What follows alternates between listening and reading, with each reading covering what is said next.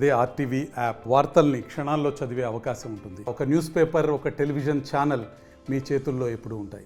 విజయనగరం జిల్లా మొట్టమొదటిసారిగా మంత్రి పదవి చేపట్టిన తర్వాత విచ్చేసినటువంటి కొండపల్లి శ్రీనివాస గారు మనతో పాటు ఉన్నారు. ఆయనతో మాట్లాడే ప్రయత్నం. సార్ చెప్పండి సార్, ఈరోజు చూసుకుంటే మొట్టమొదటిసారిగా ఈ విజయనగరం జిల్లాకి విచ్చేసిన తర్వాత ప్రజల్లో ఎటువంటి ఆహ్వానం లభించింది? చాలా సంతోషంగా ఉంది. ఈరోజు ఒక మంత్రిగా ఈరోజు మళ్ళీ జిల్లా రావడం జరిగింది. ఈరోజు యావత్ అందరూ కూడా ఒక ఆశతో ఎదురు చూస్తున్నారు. జిల్లాని అభివృద్ధి చేయాలన్న ఆలోచనతో ఎక్కువ మంది ఉన్నారు. అలాంటి ఆలోచన మీద నాకు మీద చాలా గౌరవం, అభిమానం చూపించడం జరిగింది. మరి అలాంటి అభిమానాన్ని నేను గౌరవిస్తూ భవిష్యత్ కాలంలో కష్టపడి పనిచేయడానికి సిద్ధంగా ఉన్నాను. అయితే మీకు ఈరోజు చూసుకుంటే 3 మంత్రి పదవులు అయితే 3 శాఖలకు సంబంధించిన మంత్రి పదవులు అయితే మాత్రం మీకు ఈ ఇచ్చే పరిస్థితి కనిపిస్తుంది. ఈ నేపథ్యంలో చూసుకుంటే విజయనగరం జిల్లాకు సంబంధించిన అభివృద్ధి పదంలో ఏ విధంగా ముందుకు వెళ్తారు? అంటే విజయనగరం అభివృద్ధి అనేది చేయడానికి పూర్తి స్థాయిలో పనిచేయడానికి ఉన్నా. ఇప్పటి వరకు ఇండస్ట్రియల్ గ్రోత్ అయితే మన జిల్లాలో తక్కువైంది. మనకున్న ఈ మినిస్ట్రీ వర్గంలో ఎక్కువ ఇండస్ట్రీస్ తీసుకొచ్చే దశగా పనిచేయడానికి మేము ఆలోచన చేస్తాం. Thank you. అయితే బొబ్బిలో చూసుకుంటే ఇండస్ట్రియల్ గ్రోత్ సెంటర్ ఇప్పటికే అక్కడ ఉండడం అయితే జరుగుతున్న పరిస్థితి కనిపిస్తుంది. అక్కడికైతే ఎటువంటి అవకాశాలు కల్పిస్తారు ప్రజెంట్ ఇప్పుడు ఉన్నటువంటి ఇండస్ట్రియల్ గ్రోత్ సెంటర్కి? ఇప్పుడున్న పరిస్థితుల్లో టూ ఎర్లీ టు సే మనం ఎక్సెస్ చేసుకోవాలి. ఎలాంటి ఇండస్ట్రీస్ అయితే ఈ ప్రాంతంలో అవకాశాలు ఉన్నాయి. ఆ ఇండస్ట్రీస్ని మన ఎంటర్ప్రైనర్స్ తీసుకువెళ్ళి వాళ్ళ ఇన్వెస్ట్మెంట్ చేయమని కోరడం చేయాలి. మరి ఇప్పుడున్న పొజిషన్లో అయితే మీరు అడిగిన సమాధానానికి చెప్పడం కష్టం. బట్ భవిష్యత్ కాలంలో ఖచ్చితంగా ప్రణాళికబద్ధంగా ఎలాంటి ఇండస్ట్రీస్ ఈ జిల్లాకు అవసరం ఉన్నాయి, ఎలాంటి ఇండస్ట్రీస్ పెడితే ఎంటర్ప్రైనర్స్ ఎవరైతే ఇక్కడ పెడదాం అనుకుంటే వాళ్ళకి లాభసాటింగ్ ఉంటుందని కూడా మనం చెబుతూ వాళ్ళని తీసుకొని రావాలి. అలాంటి పరిస్థితి ఎక్సైజ్ చేయడానికి కొంచెం వ్యవధి కావాలి.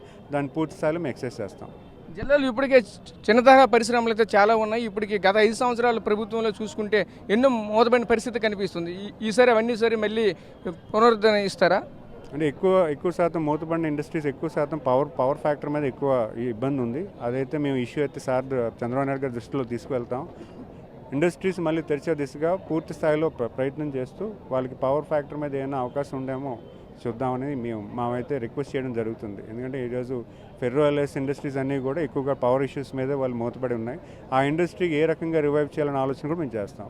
ఈరోజు కొత్తవలస మండలంలో చూసుకుంటే అక్కడ జిందాల్ కంపెనీ అయితే మాత్రం ఇప్పటికే మూతపడిన పరిస్థితి కనిపిస్తుంది. ఆల్రెడీ అక్కడ ధర్నాలు కూడా జరుగుతున్న పరిస్థితి కనిపిస్తుంది. నేను కూడా అక్కడికి లోకల్గా ఉన్నటువంటి ఎమ్మెల్యే కావచ్చు, అలాగే విశాఖ ఎంపీ కావచ్చు, ఇద్దరు కూడా వాళ్ళకి సంఘీభావం తెలిసిన పరిస్థితి ఉంది.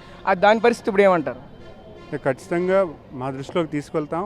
సార్ చంద్రబాబు నాయుడు గారి దృష్టిలో తీసుకెళ్తాం. వాళ్ళకి కావాల్సిన ఏవైతే సమస్యలు ఉన్నాయో పరిష్కరించే దిశగా మేము పనిచేస్తాం. Okay, thank you sir. ఇది పరిస్థితి నియోజకవర్గంలో కావచ్చు, అలాగే జిల్లాలో కావచ్చు, రాష్ట్రంలో కావచ్చు, భారీ చిన్న తరహా పరిశ్రమలు అయితే మాత్రం మేమైతే అత్యంత అభివృద్ధి దిశలో తీసుకునే ప్రయత్నం అయితే చేస్తాం. జిల్లాలో ఉన్న చిన్న తరహా పరిశ్రమలు అయితే మాత్రం మూతపడిన పరిస్థితి కనిపిస్తుంది. ఇదంతా కూడా ఒక క్రమబద్ధీకరణలో అన్ని కూడా మళ్ళీ పునరుద్ధరించే ప్రయత్నం అయితే చేసే పరిస్థితిలో ఉన్నామని చెప్తున్నారు. కెమెరా పర్సన్ నాయుడుతో రాజేష్, ఆర్టీవీ విజయనగరం నుంచి. మరిన్ని వీడియోస్ కోసం ఛానల్ ని సబ్స్క్రైబ్ చేయండి. లేటెస్ట్ అప్డేట్స్ కోసం వాట్సాప్ ఛానల్ ని ఫాలో చేయండి.